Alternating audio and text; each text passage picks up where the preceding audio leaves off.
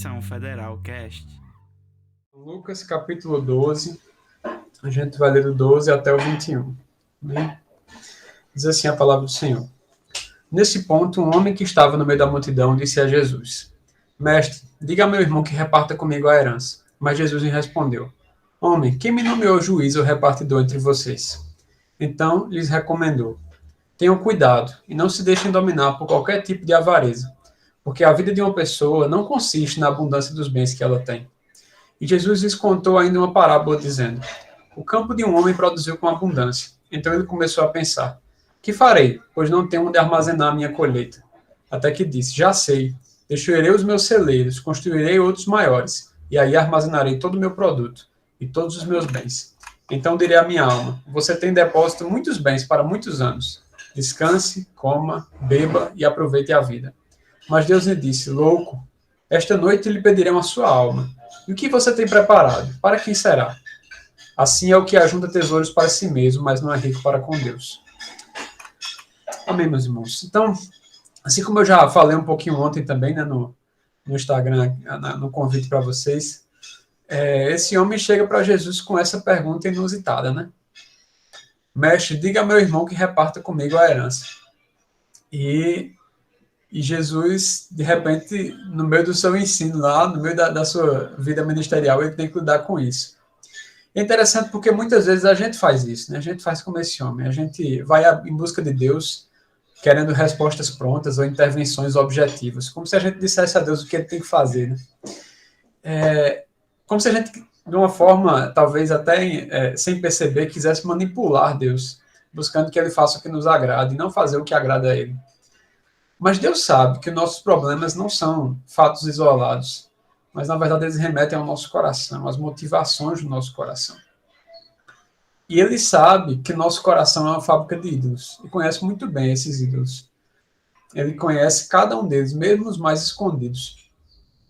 Por isso, Jesus não intervém de forma específica na questão que lhe foi apresentada, mas traz princípios e ensinamentos para nortear essa discussão ou essa decisão. Deixa eu só ajeitar aqui minha câmera para vocês poderem ver, que eu falo muito com as mãos também, aí para ficar mais fácil aqui. Então, Jesus ele vai trazer princípios e ensinamentos para nortear isso, para falar com esse homem. Ele vai falar do perigo das riquezas e vai falar do engano das riquezas. E aí, nisso, a gente aprende uma coisa, que a gente não deve necessariamente hesitar de pedir a Deus a resolução dos nossos problemas. Né? Mateus 7,7 diz isso: buscai e achareis, batei e abrir-se-vos-á, pedi e dar-se-vos-á, né? Troquei um pouquinho a ordem aí, mas Jesus nos incentiva a pedir ao Senhor que intervenha nas nossas vidas. Mas, na verdade, a gente deve ir com o coração preparado para ouvir uma resposta diferente daquilo que a gente espera. Né? Talvez Deus esteja interessado em tratar problemas mais profundos no seu coração, alguns que talvez você nem se dê conta que possui. Né? Por fim, mas também esteja disposto a ser tratado das doenças que o grande médico da alma diagnosticar em você. Ele sabe exatamente o que você precisa. Submeta-se a ele com o coração humilde e ensinável. Deixe ele guiar o tratamento. Ele sabe o que está fazendo. Se eu pudesse dizer isso àquele homem, seria isso que eu lhe falaria. Se eu pudesse dar uma pausa no tempo e dizer a ele: olha, escuta o que o mestre vai te dizer. Preste atenção. Ele sabe do que você precisa, mais do que você mesmo. E isso serve para nós também. Então, que esse seja o nosso intuito, nosso coração nessa tarde, né, de ouvir a palavra do Senhor com o coração aberto para ouvir o que ele quer nos falar, não necessariamente aquilo que a gente quer ouvir. Então, Jesus lhes recomendou: tenham cuidado e não se deixem dominar por qualquer tipo de avareza, porque a vida de uma pessoa não consiste na abundância dos bens que ela tem. Jesus não estava preocupado com a repartição ou não da herança entre os irmãos. Ele estava mais interessado na atitude do coração deles em relação a essa herança. Nós precisamos sondar o nosso coração com relação a essas coisas, com relação às riquezas. Como nós vemos as riquezas, como nós lidamos com elas. Jesus alerta para que nós não nos deixemos dominar por qualquer tipo de avareza. O que é avareza? No grego é a palavra que chama pleonexia, o desejo por mais coisas. Ou seja, a avidez por um número maior de coisas temporais que vão além do que Deus determina que é eternamente melhor. Ou seja, vai além da vontade de Deus. Também conhecido como cobiça. A avareza, meus irmãos, é a idolatria das riquezas. Jesus nos alerta a não nos deixar dominar pela avareza. Ele sabe como essas coisas são tentadoras, né? Dinheiro, bens, riquezas. Elas podem dominar o nosso coração, definir nossas ações, moldar o nosso estilo de vida. Ele sabe como o dinheiro pode se tornar um ídolo. A gente vê isso muito na sociedade, né? Quantas pessoas vivem, matam e morrem por causa do dinheiro, para ter e ter e ter. A Bíblia fala muito do dinheiro, dos perigos que corremos em relação a ele. Ela não abomina o dinheiro ou as riquezas, mas ela abomina o amor ao dinheiro e às riquezas. Ela abomina você se deixar dominar pelo desejo pelas riquezas. A Bíblia nos mostra exemplos de pessoas que se deixaram dominar pela avareza e tiveram consequências catastróficas para suas vidas. Por exemplo, Ló, ao escolher habitar nas campinas do Jordão, próximo a Sodoma e Gomorra, atentando para a beleza e a prosperidade daquela terra, mas não se importando com a pecaminosidade dos habitantes daquela terra. O que acontece com Ló? Ele acaba perdendo tudo que tinha, inclusive sua própria mulher.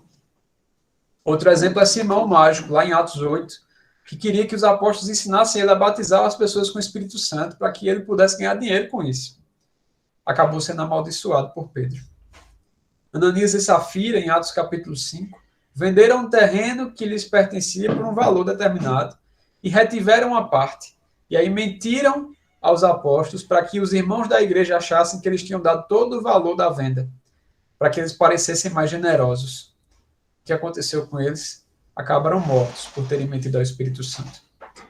Judas, talvez o pior exemplo, ou mais forte, ao trair Jesus por 30 moedas de prata, acabou se suicidando pelo remorso de ter traído o Salvador do mundo.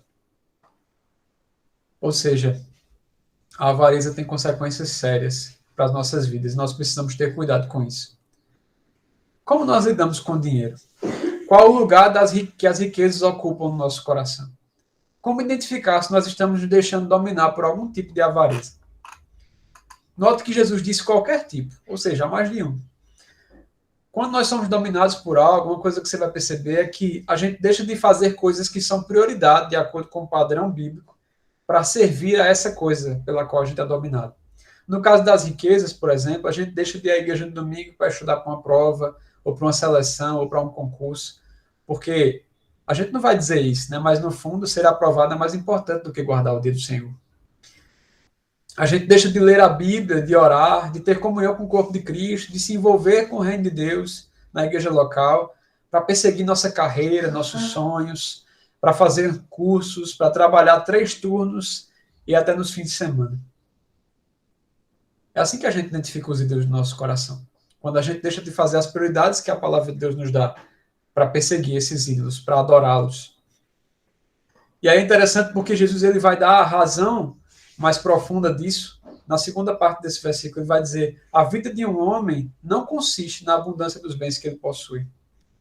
Meu irmão, eu digo a você, anote essa frase, coloque ela dentro da sua carteira, sei lá, colado no seu quadro, num canto que seja visível, para que você pregue isso todos os dias para a sua alma. A vida de um ser humano, de uma pessoa, não consiste na abundância dos bens que ela possui. Essa afirmação é gloriosa. E quando eu olho para ela, ela me dá a noção de identidade. Nós não somos definidos pelo que temos ou pelo que deixamos de ter. Pense sobre isso. O mundo é que pensa assim. Como é que o mundo define as pessoas? Pelo que elas têm. Fulano é rico, milionário, tem carro, casa na praia. Ah, ciclano é desempregado, não tem nada na vida, não é ninguém, não. É assim que o mundo define as pessoas. Na universidade, para pegar mais o nosso contexto, fulano é aluno do curso que é 5 estrelas. Ah, ciclano é orientado pelo professor XYZ, bambambam da área lá, que já publicou não sei quantos artigos. Aquela menina é a melhor aluna do curso. Só tira 10, nunca perdeu uma cadeira. Ah, aquele cara ali só vive publicando artigo em revista, indo para congresso, tem lápis de mais de 10 páginas. É assim que o mundo qualifica e identifica as pessoas. Mas deixe-me parafrasear Jesus para você. Você não é definido pelo curso que você faz, pelo orientador que você tem, pelas notas que você tira, pelos artigos que você publica ou pelo tamanho do seu lápis. Não é nisso que consiste a sua vida. Essa identidade, meus irmãos, ela é muito frágil. Pode ser tirada, pode ser mudada, pode ser perdida ao longo do tempo. O rico pode perder suas riquezas no estalar de Deus. Né? A bolsa de valores, as criptomoedas, por exemplo, basta uma crise econômica e tudo rui de uma forma catastrófica e muito rápida. O aluno nota 10 pode ter um problema, sei lá, de ordem física, familiar, ou pessoal, e perder a capacidade ou até mesmo a motivação para manter o nível. Ou ele pode, por exemplo, como já aconteceu muitas vezes, você deve conhecer histórias, ele pode pegar um professor carrasco que vai reprovar ele, mesmo ele fazendo o seu melhor. Ou quando chegar no mercado de trabalho, pode ver que não adiantou de nada o que fez na graduação, porque o que ele precisava mesmo era de conhecimento prático, e gente muito menos qualificada consegue ir bem mais longe. Então, meus irmãos, essas identidades que são solidificadas ou firmadas em coisas frágeis, elas tornam a nossa vida muito frágil. E a gente acaba se destruindo com essas identidades. Esse é um grande problema. Mas no reino de Deus, as pessoas não são definidas pela quantidade de bens, pela riqueza que elas possuem. No Evangelho, nós encontramos uma identidade muito mais sólida, perene, que não pode ser mudada, que não pode ser perdida. Uma identidade que não é determinada pelo que temos ou pelo que fazemos, mas pelo que Deus tem e pelo que Ele fez por nós. Os cristãos têm sua identidade definida por Cristo, pelo que Cristo fez e pelo que Ele conquistou pelos cristãos na cruz. Veja o que diz Efésios capítulo 1, versículo 7. Nele nós temos redenção, pelo seu sangue a remissão dos pecados, segundo a riqueza da sua graça. Ouça as palavras do apóstolo Pedro, definindo essa gloriosa e imperecível identidade do cristão. Eu estava um dia desses na igreja e no meio de uma pregação me atentei como isso falava sobre identidade, escutando esse texto. Olha o que ele diz. Vocês, porém, são geração eleita, sacerdócio real, nação santa, povo de propriedade exclusiva de Deus, a fim de proclamar as virtudes daquele que o chamou das trevas para a sua maravilhosa luz. Essa é a identidade do cristão. É isso que define o que é um crente. Essa é a identidade dos filhos de Deus. E veja que essa identidade não está alicerçada em algo que pode ser perdido, mas está alicerçada em algo inabalável, eterno, que não muda nos dias maus. Não pode ser ameaçada pelas tempestades da vida. Portanto, eu queria dizer a vocês nessa tarde, libertem-se dessa pressão acadêmica de buscar, acima de tudo e de qualquer coisa, boas notas a qualquer custo, projetos, bolsas, artigos, aumentar uma linha no seu currículo Lattes. Busquem ser bons alunos, com certeza, fazer o melhor naquilo que Deus colocou nas mãos de vocês, com esses recursos que Ele lhe deu no curso e na vida. Mas busquem ainda mais, em primeiro lugar, o reino de Deus e a sua justiça. E não negociem os valores e princípios do reino de Deus para ter uma vida acadêmica excelente, segundo os padrões do mundo. Busque manter uma vida devocional regular, busque congregar e se envolver nas atividades da igreja local, servindo a Deus com seus dons e talentos, busquem evangelizar e naquilo que for possível fazer na vida acadêmica, seguindo as prioridades e princípios do reino. Vocês serão abençoados e prósperos. Um grande exemplo que eu tenho disso na minha vida é o nosso querido irmão, conselheiro da Missão Federal, Luiz Augusto. Né? Quantas vezes eu vi Luiz, às vezes chegava um pouquinho mais atrasado na aula, porque estava conversando com alguém, aconselhando alguém, porque estava evangelizando. Quantas vezes eu vi Luiz não estudando manhã, tarde, noite e madrugada, mas priorizando o reino de Deus, fazendo estudos bíblicos, conversando com gente, e talvez ele tinha menos tempo do que os colegas dele de curso para estudar para as provas. Ele fazia o curso que, na minha opinião, é o curso mais difícil da UFCG, que é o curso de Engenharia Elétrica, e curso com cadeiras dificílimas, professores muito carrascos, e às vezes, Luiz, eu lembro que ele dizia assim, senhor, eu não tenho tempo para estudar toda a disciplina, mas eu estou aqui buscando, enfim, eu estou fazendo a tua obra, eu te peço que o senhor me dê, nesse tempo que eu tenho, me dê direção para quais são as partes mais importantes que eu preciso estudar. E quantas vezes Luiz estudava e era como se realmente Deus tivesse a capacidade de identificar o que era mais importante. Ele fazia as provas e passava nas disciplinas. E quantos amigos deles viravam noites, madrugadas, semanas, invertendo as prioridades da vida e ficavam lá, finais e tal, em maior dificuldade no curso. Hoje Luiz é professor da UFCG. Começou novo, né? Talvez contrariando muitas expectativas de muita gente. Mas Deus honrou a vida de Luiz, porque ele foi fiel ao Senhor, nos princípios que Deus lhe deu e nos recursos do tempo né, da inteligência que Deus lhe deu na presença do Senhor. Siga esse exemplo. Eu creio que Deus vai lhe mostrar como é maravilhoso viver os princípios dele e experimentar essa provisão que Deus dá aos seus filhos. Assim, o argumento de Jesus nessa história é o seguinte: a vida da pessoa não é definida por aquilo que ela tem ou deixa de ter. Portanto, não coloquem a acumulação de riquezas como alvo da vida de vocês, fazendo disso um ídolo. E aí o texto continua dizendo que Jesus contou então uma parábola, dizendo: o campo de um homem rico produziu com abundância. Então ele começou a pensar: que farei, pois não tenho onde armazenar a minha colheita? O que está acontecendo na vida desse homem? Está acontecendo aqui um aumento de riquezas. Até aí, nada demais, né? Deus é quem abençoa o justo e o ímpio. A palavra de Deus diz que ele faz cair chuva sobre os justos e sobre os ímpios, lá em Mateus capítulo 5. A questão é, como esse homem reage a esse aumento, a esse acúmulo de riquezas? E isso é algo muito importante, porque diz respeito ao coração. A escassez é um momento difícil. Quando está faltando coisas, é complexo na vida de um ser humano. E traz suas tentações. A gente se sente abandonado por Deus, a gente pode sentir a tentação de questionar a sua bondade, o seu amor, a sua justiça. Mas a escassez, ela normalmente tende a nos levar a um estado de humildade, né? Via de regra, isso nos aproxima de Deus. Mas a abundância e a prosperidade, ela traz outras tentações que podem nos afastar de Deus. Quando temos abundância, Deus não parece tão necessário. Nós temos uma aparente segurança e tranquilidade, né? Fazemos planos, nos sentimos capazes, fortes. A vida parece estar tranquila, resolvida, segura. Por isso, nós devemos ter muito cuidado com o que fazemos, como reagimos ao ter um acréscimo de bens, de recursos, ao ter em abundância as coisas. A pergunta do homem talvez já nos revele algumas coisas sobre o seu coração. Ele diz: que farei, pois não tenho onde armazenar a minha colheita? Isso indica um coração ensimesmado, que consegue pensar apenas no seu bem, nas suas necessidades. Ele não pensa em doar, não pensa em ajudar os outros, não pensa em compartilhar, ele só pensa em si. A sua preocupação é: como é que eu vou guardar para mim mesmo tudo isso que eu obtive? O que vem ao teu coração quando a possibilidade do aumento de riquezas bate na tua porta? Quando, por exemplo, uma proposta de projeto com uma bolsa ou um aumento de bolsa bate na tua porta. Quando uma proposta de emprego para ganhar mais aparece. Uma possibilidade de fazer um dinheiro extra com alguma atividade de tempo parcial, por exemplo. Quais as coisas que vêm na tua mente nesse cenário? Que planos você começa a fazer diante disso? Em que você pensa em investir, por exemplo? Quais coisas você começa a se planejar para fazer ou para comprar?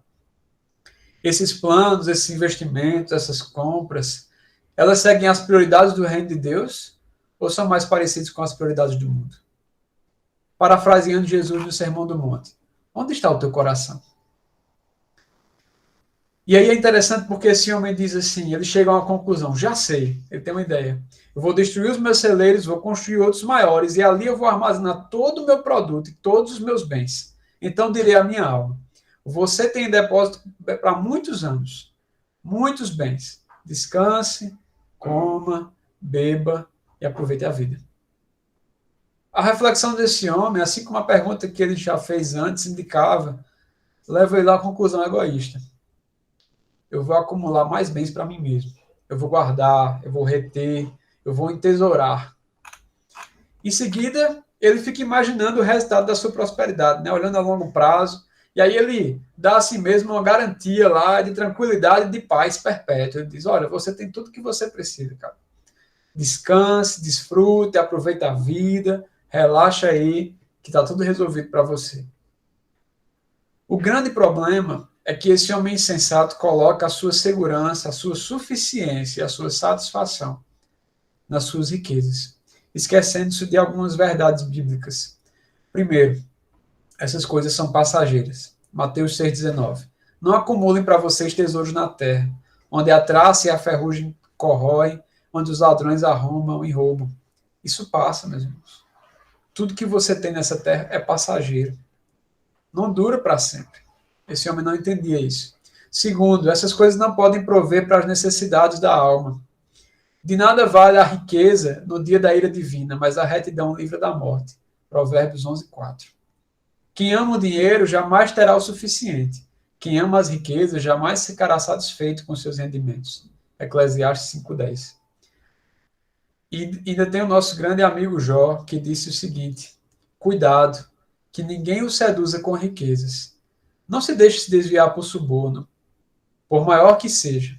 Acaso a sua riqueza, ou mesmo todos os seus grandes esforços, dariam a você apoio e alívio na aflição?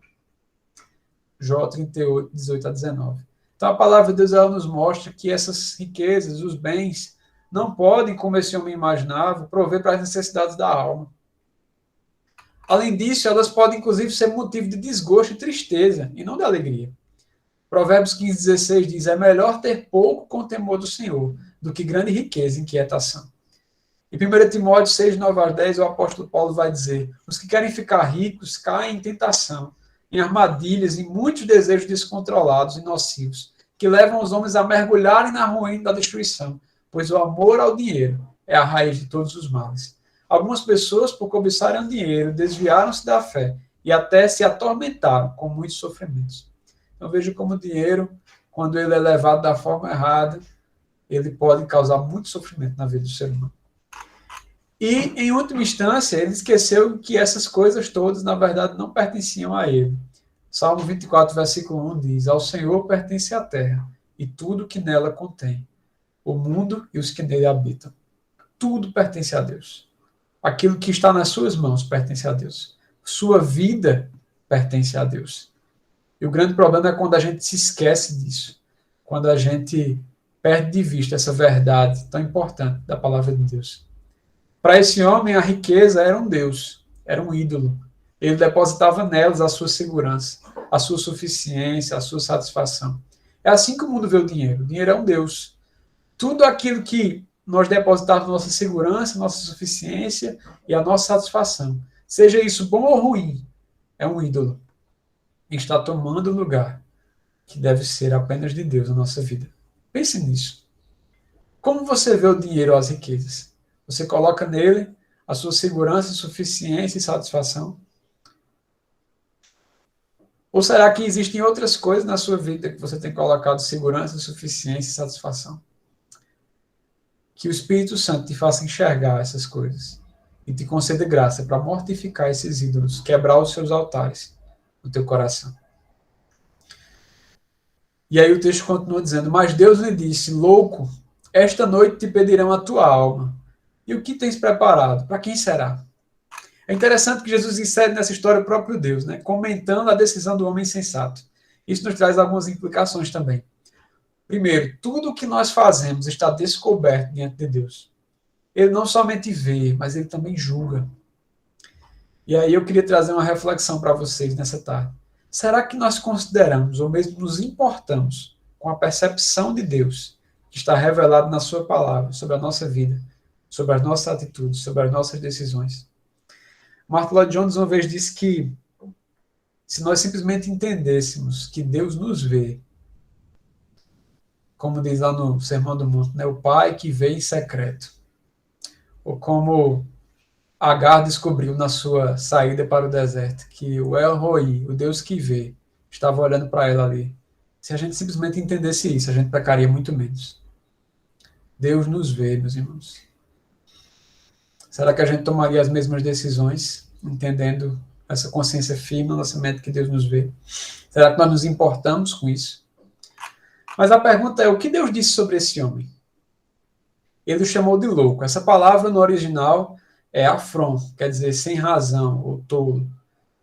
É um adjetivo que indica alguém sem perspectiva interna para regular o comportamento. Alguém que falta perspectiva e ele só consegue ver o que está diante dos seus olhos. Ele não tem a visão mais ampla das coisas necessária para agir de forma prudente. Alguém que tem falta de moderação, porque falha em compreender as relações de causa e efeito que existem na vida. Alguém que é intencionalmente ignorante e não consegue entender os efeitos e as causas das suas ações. Em outras versões, ele vai dizer isso. Insensato. Por que Deus chama esse homem de louco? Deus afirma que ele morreria naquela mesma noite. Lhe pediriam a sua alma. Então Deus questiona: quem vai usar? Quem vai desfrutar do que você ajuntou? É como se Deus estivesse dizendo que esse homem não pensou bem. Olha, você não agiu de forma correta, você foi extremamente tolo. Você agiu de uma forma que não faz sentido, pois você não considerou a eternidade. E essa é uma grande reflexão que a gente precisa fazer na nossa vida, meus irmãos. A nossa vida nessa terra é como um pedaço pequeno de uma corda infinita, que é a eternidade. O problema do ser humano é pensar que tudo se resume a esse pedaço pequeno da corda.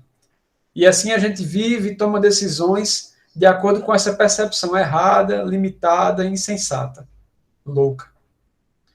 É como alguém que toma uma decisão buscando um benefício temporário, mas que vai trazer consequências desastrosas a longo prazo. Não faz sentido, na verdade. E isso é uma coisa que esse homem errou, e errou feio. E Deus estava falando ali. A propósito, você considera a eternidade enquanto vive a sua vida, a vida que Deus lhe deu nessa terra? Você pensa na eternidade quando toma suas decisões? Faz planos enquanto você define seu estilo de vida pensando na eternidade? Melhor, considerando que a vida nessa terra é finita e curta, e que logo nós estaremos na eternidade, para onde a gente não vai levar nada das coisas que acumulamos para nós mesmos aqui, e onde nós prestaremos conta a Deus do que fizemos com a nossa vida, com a vida que Ele nos deu e com os talentos que Ele nos deu. Faz sentido você viver a vida do jeito que você está vivendo hoje? Pense sobre isso. A tua vida pode ser perdida a qualquer momento, assim como foi a desse homem. Nós não sabemos o dia nem a hora. E Jesus te adverte hoje. De que adianta ganhar o mundo inteiro e perder a sua alma? Será que você também é um louco? Se você não tem considerado a eternidade, a vida espiritual, o próprio Deus, na forma como você vive hoje, eu quero te advertir disso. Não seja como esse homem insensato, que viveu a vida toda para si mesmo e agora estava despreparado para se encontrar com Deus. Buscai a Deus enquanto se pode achar, invocai-o enquanto está perto. Amanhã pode ser tarde demais. Busque a Deus através da Bíblia, arrependa-se de seus pecados, de viver para si mesmo, reconcilie-se com Deus por meio de Cristo e passe o quanto antes a considerar a eternidade na sua vida. Que nós possamos pensar, meus irmãos, como Jonathan Edwards, fazer essa oração ao Senhor. Ó Deus, grave a eternidade nos meus olhos. Grave a eternidade nos meus olhos, para que as nossas decisões possam ser tomadas de acordo com os princípios da palavra de Deus. E aí ele termina dizendo: assim é o que ajunta tesouros para si mesmo, mas não é rico para com Deus. Jesus traz então duas possibilidades de relacionamento com o dinheiro. Primeira, ajuntar tesouros para si mesmo, e a segunda é ser rico para com Deus. Ele mostra que esses dois são opostos entre si. E eu creio que há diferentes abordagens para se interpretar corretamente esse versículo, mas a que me parece mais sábia seria a seguinte: quem ajunta tesouros para si não é rico para com Deus. Quem vive dessa forma vai ser igual ao rico insensato que a gente viu na parábola. Ele vai ajuntar tesouros para outras pessoas usufruírem. Quem aumenta sua riqueza com juros exorbitantes, ajunta para algum outro, que será bondoso com os pobres. Provérbios 28:8. Mateus 6,19, que a gente já citou aqui, diz: não acumulem tesouros sobre a terra, onde a traça e a ferrugem corroem, onde os ladrões escavam e roubam. Quem vive dessa forma, acumulando tesouros para si mesmo, acumula para outros, acumula para o ladrão, acumula para a traça, acumula para herdeiros que talvez nem enxerguem da mesma forma que foi deixado para eles, acumula para outros. E a eternidade vai ficar sem nada. Agora vamos ter uma pausa aqui. O que isso não significa? Que o cristão tem que ser pobre. Não significa que o cristão tem que ser pobre, não significa que o cristão não pode ter riqueza, nem pode ter dinheiro. A Bíblia fala de homens de Deus que foram muito ricos. Por exemplo, Jó, Abraão, Salomão. O próprio José do Egito esteve controlando muitos bens, tinha muita coisa à sua disposição. E Deus tem prazer em abençoar o seu povo, suprindo as suas necessidades e dando aos seus filhos condição de abençoar o mundo através desses recursos. A Bíblia não é contra o dinheiro e nem contra o acúmulo de riquezas. A pergunta é: para quem esse dinheiro deve ser acumulado, para quem essas riquezas devem ser acumuladas. E não devem ser acumuladas para nós mesmos. O que isso realmente significa? Que nós precisamos entender que todo o dinheiro que chega às nossas mãos é dinheiro de Deus. Tudo pertence a Deus.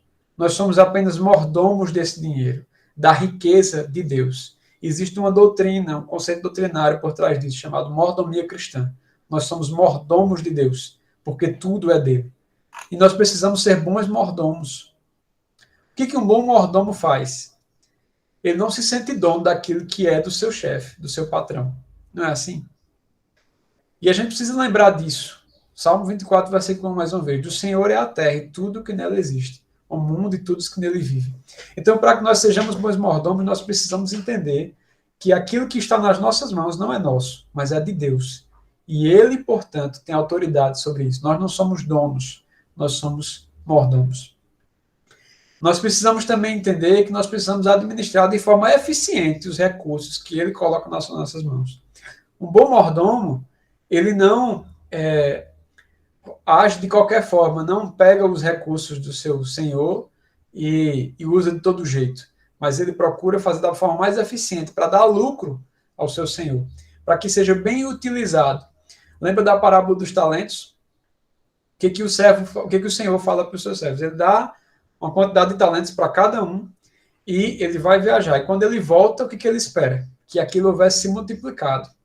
O servo que ganhou 5 e o que ganhou 2 tinha multiplicado, entregue ao seu senhor o original mais o lucro.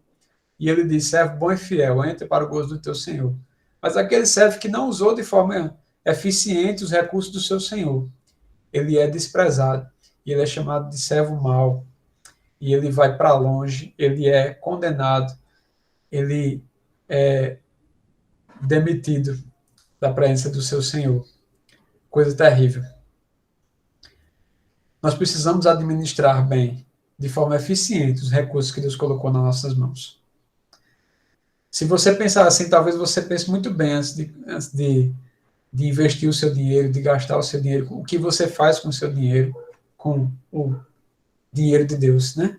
O seu dinheiro não, o seu dinheiro entre aspas, mas com o dinheiro de Deus que está nas suas mãos. E esse dinheiro precisa ser administrado seguindo os princípios estabelecidos por Deus. Então, tem 3 coisas. Não se sinta dono daquilo que é de Deus. Segundo, administre de forma eficiente os recursos que ele coloca nas suas mãos. E terceiro, siga os princípios e instruções que ele lhe deu na sua palavra. É assim que um bom mordomo faz. Quem é rico para com Deus, ele acumula para Deus no tempo presente. Ou seja, investe naquilo que glorifica o nome de Deus. Ele está acumulando para Deus. Ele está usando o seu dinheiro para aplicar naquilo que glorifica a Deus. Né? E, em segundo lugar, ele acumula para o seu próprio deleite na eternidade. Veja o que diz Mateus 6,20. Mas ajunte tesouros no céu, onde a traça e a ferrugem não corrói, e os ladrões não arrombam nem roubam. Então, aquele que acumula tesouros para Deus, ele vai poder desfrutar disso na eternidade, porque coisas terrenas não podem roubar esses tesouros. Mas quando você acumula para Deus, na verdade, você pode desfrutar disso durante a eternidade. É interessante, é um paradoxo isso. E a palavra de Deus diz, é engraçado se você prestar atenção nesse conceito, ele está distribuído na Bíblia de uma forma muito interessante. Mateus 16:25 diz, pois quem quiser salvar a sua vida, a perderá. E quem perder a sua vida por minha causa, esse a achará. É o mesmo conceito. Quando você acha que está ganhando, acumulando para si, você está, na verdade, perdendo. Mas quando você dá de si, quando você acumula para Deus, se doa, se sacrifica como um bom mordomo, por causa de Deus, aí você ganha, você acha a sua vida. Essa é a economia do Evangelho, da palavra de Deus.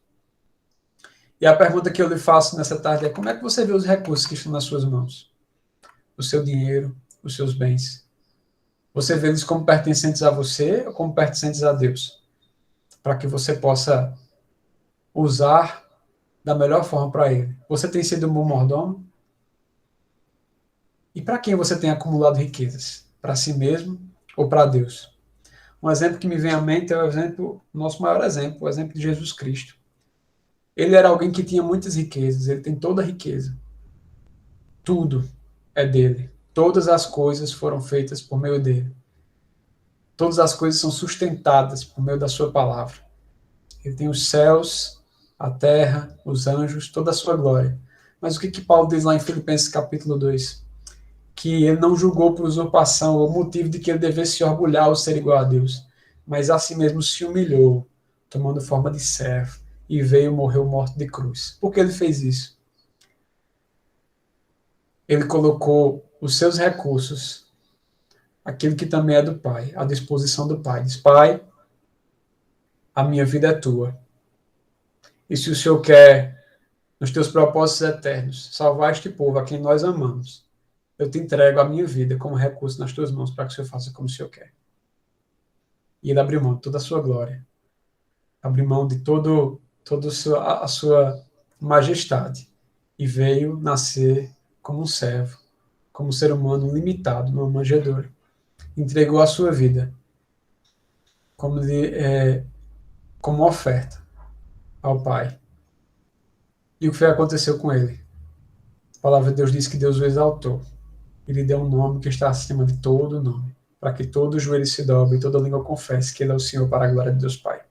Quando nós nos humilhamos, entregamos os recursos que são de Deus nas suas mãos, administramos aquilo que ele colocou nas nossas mãos, de forma a glorificar o nome de Deus, nós vamos usufruir disso depois, porque aquele que perde por amor a Deus vai ganhar no futuro, na eternidade.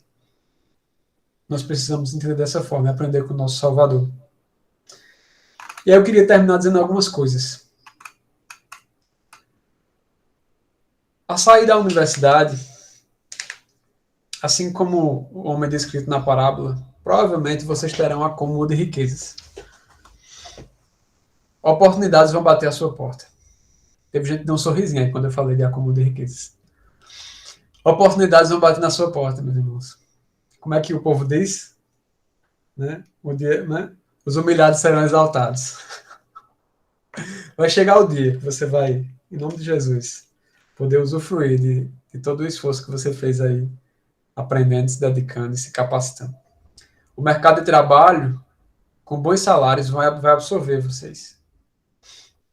O campo de vocês vai produzir com abundância. E a pergunta é, o que vocês farão quando isso acontecer? Que atitude tomarão? Vocês vão ajuntar para si mesmos ou vão ser ricos para com Deus? Quer saber como é que você pode começar desde agora a se preparar para esse momento? Comece a viver os princípios ensinados nessa parábola desde já. Você não precisa ter muito para administrar o que você tem para a glória de Deus. E esse princípio é precioso, meus irmãos. Um bom mordomo não começa a sua carreira no palácio. Ele começa administrando poucos recursos. E à medida que ele vai sendo aprovado na sua administração, ele vai sendo encarregado de mais e mais recursos. Ou, nas palavras de Jesus, servo bom e fiel, fostes fiel no pouco, sobre o muito te colocarei. É assim que funciona. Comece agora. Administre o seu tempo, a sua bolsa, o seu dinheiro, os seus bens, a sua inteligência, as suas habilidades para a glória de Deus. Busque ser um mordomo fiel desde já. Não espere, quando eu sair da universidade, quando eu estiver ganhando um bom salário, quando eu tiver meu carro, minha casa. É engraçado, né? Tem gente que diz assim, quando eu tiver minha casa, eu vou ser hospitaleiro. Eu vou ter um quarto de hóspede. Meu amigo, comece hoje, chama um irmão aí da Missão Federal, né? Ei, bicho, vamos dormir lá em casa. Né? Uma menina chamou outra menina da Missão Federal, vamos dormir lá em casa, aí passa a madrugada conversando, né? Irmão Juninho já passou por duas dessas comigo aqui. E assim vai. É muito bom, meus irmãos. É assim que tem que ser. É desde já. Não espere, sabe? A vida não, vai ter um momento que Deus vai prover. Sabe por quê? Porque talvez quando chegar esse momento, seu coração não vai estar treinado para isso. Mas treine o seu coração desde já na economia do reino de Deus. A ser um bom mordomo daquilo que Deus colocou nas tuas mãos. E aí eu queria trazer alguns conselhos práticos sobre a mordomia cristã quanto ao dinheiro para vocês aqui. Algo que Deus tem me ensinado ao longo da caminhada. Eu queria dizer o seguinte. Estabeleça fatias dos recursos financeiros que você tem para investir no reino de Deus. Então, pega lá um pedaço do teu recurso, independente de quanto seja, e coloca nas mãos de Deus e diz, Senhor, isso aqui eu vou investir no teu reino. E aí o que eu digo, uma dica para você é o seguinte, pega uma planilhazinha lá e estabeleça porcentagens, não valores. Porque talvez você possa dizer assim, eu ganho uma bolsa de R$ 400 hoje no meu PIBIC e R$ 50 eu vou dar para ajudar um missionário. E aí, beleza, é razoável, é uma coisa, é bênção e tal. Mas de repente, quando você sair da universidade e ganhar 4 mil, aí você vai, não, eu estou dando R$ 50 para o missionário. Meu irmão, Deus te abençoou muito mais, por que tu não pode aumentar essa proporção? Acostume o seu coração com porcentagens, com proporções, e não com valores. Porque à medida que você prosperar, os seus investimentos no reino de Deus também vão prosperar. Define essas porcentagens em oração. Eu não vou dizer aqui quanto é que você tem que fazer. Mas ore, coloque diante do Senhor. Mas defina elas seguindo 3 princípios, de forma generosa. Né? Não fique dizendo, eu vou dar só tanto aqui, porque né, não pode ser muito. Fique se segurando, não. Seja generoso. Segundo, seja responsável. Não vá também comprometer toda a sua renda com isso, porque Deus também nos abençoa para que a gente possa, ele supre nossas necessidades. É importante que você compre as coisas que você precisa, que você tenha né, o alimento, a vestimento, todo esse tipo de coisa. Em terceiro lugar, defina essas porcentagens de forma bíblica, para que você possa ser bíblico naquilo que você está fazendo. Né? A Bíblia nos traz N princípios sobre isso. E aí eu queria falar isso também. Crie uma carteira de investimentos do Reino de Deus. Olha, você vai ouvir falar muito disso, se é que você não já ouve falar, de carteira de investimentos. Você abre o Instagram, não sei o que lá, é holder, é broker, é comprar dólar, é trader, não sei o que lá. Eu já vi até curso de investimento em ações para cristãos, olha só. Você vê, não falta nada no mercado hoje, viu? No Instagram lá você faz um curso disso. Mas eu quero te incentivar a ter um caminho mais excelente. Cria uma carteira de investimentos no reino de Deus. Não que você não possa criar essa outra, aí é seu critério, você cria, fica à vontade. Mas eu quero dizer, cria uma carteira de investimentos no reino, invista naquilo que é eterno, invista na bolsa do céu, sabe? Olha aí, Gabriel falando, a Bíblia do investidor cristão. Invista na bolsa do céu, os rendimentos são eternos, irmão. A traça e a ferrugem não corrói. Não quebra não, essa bolsa não. Não vai ter prejuízo de jeito nenhum. E aí eu queria dizer algumas coisas que Deus tem me ensinado nos últimos tempos. Três tipos de investimentos do reino que você deve fazer. Primeiro, investe na sua família. 1 Timóteo 5,8 diz assim, ora, se alguém não tem cuidado dos seus, especialmente dos da própria casa, tem negado a fé e é pior que o descrente. Então, cuide da sua família. Você tem pouco, mas você pode, por exemplo, comprar um garrafão de água na semana. Você pode, por exemplo, sei lá, ajudar a pagar alguma conta, fazer alguma coisa, tipo comprar, sei lá, o café e o pão. Você pode fazer alguma coisinha assim, faça, porque isso vai treinar o seu coração, a estar abençoando a sua família. Pega um dinheirinho, um pedacinho da sua bolsa do PIB, dê lá a sua mãe ou a seu pai, diz, um negócio aí para vocês, né? Faça alguma coisa, chegue com presente, se ele não precisa, chegue com um presentinho, um negócio. Né? Peça até autorização. Pode ser que, não, meu filho, não precisa. Não, eu quero, pai, eu quero, mãe. Eu quero abençoar a vida de vocês. Isso vai ser importante. Talvez você não tenha dinheiro. Você diz, mas rapaz, eu não tenho bolsa. Eu não tenho nada. Mas tem alguma coisa que você pode fazer pela sua família, algum serviço que você pode fazer semanalmente, usando o seu tempo, usando a sua inteligência. Você pode organizar, por exemplo, as contas da casa, né? Chegar lá e dizer, vamos organizar numa planilhazinha aqui, as contas do cartão, vou separar aqui, todo mundo, sei lá. Faça isso. Deus pode te usar naquilo que você tem. Como eu diria, como Deus disse para Moisés, o que tem nas mãos? Usa aquilo que está na sua mão. Né? Deus vai usar aquilo que está na sua mão. Deus usou aquela vara de Moisés para abrir o mar vermelho. E Deus vai usar o que está nas tuas mãos. Segundo lugar, invista na expansão do reino de Deus.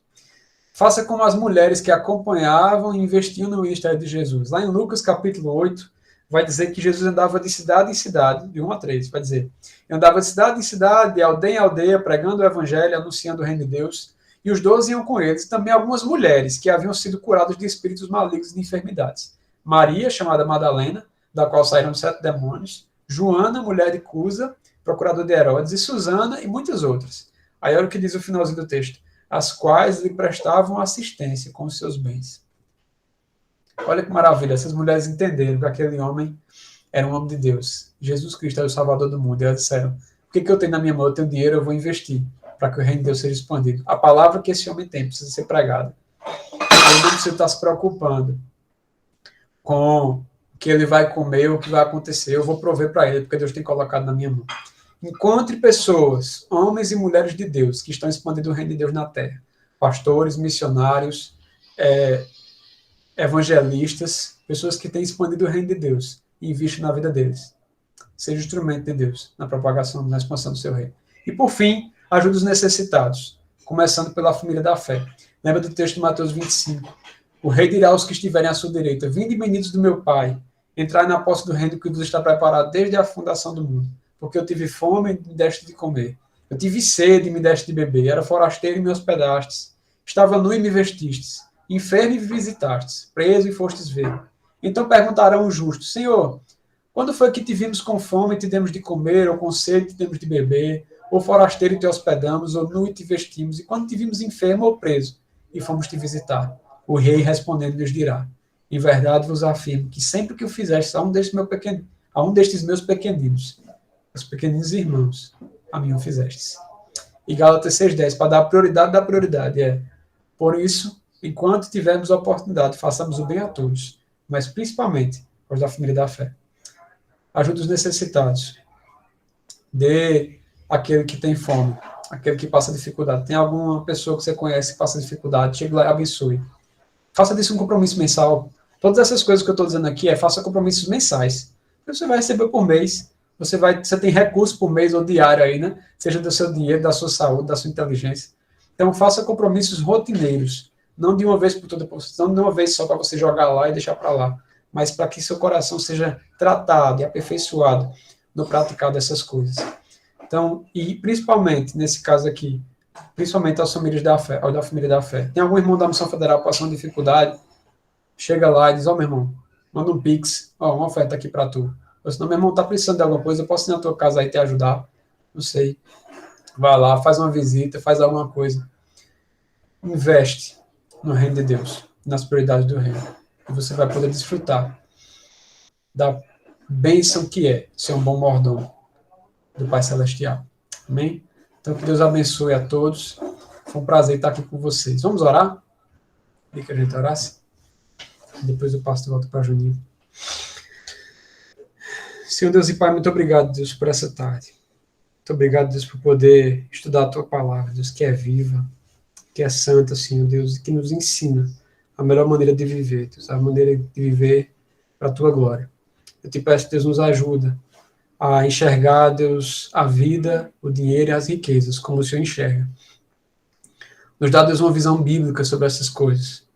Tira, Deus, o nosso apego às coisas dessa terra. Que nós possamos amar aquilo que é eterno. O nosso coração esteja em Ti, Senhor Deus, nas coisas do Teu reino. Porque a Tua palavra diz que onde estiver o Teu tesouro, ali estará o Teu coração. Ó Deus, nos ensina, Pai. Nos ensina, Pai, no dia a dia, desde já, a ir praticando essas coisas, a sermos bons mordomos. Nos dá, Deus, a Tua graça, Pai, de administrarmos de forma santa, justa, fiel, aquilo que o Senhor tem colocado nas nossas mãos. Não nos deixe achar que somos donos dessas coisas, mas que nós possamos, Deus, administrá-las de forma eficiente, seguindo os princípios da Tua palavra, para a glória do Teu nome, Senhor. Levanta essa geração, uma geração, Deus, que não vive como o mundo, Deus, mas que vive um caminho muito melhor, mais excelente, Pai, que glorifica o Teu nome na terra, através dos recursos que o Senhor colocou nas suas mãos. Em nome de Jesus Cristo.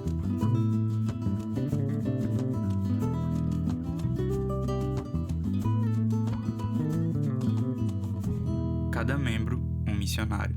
Cada vida, uma missão.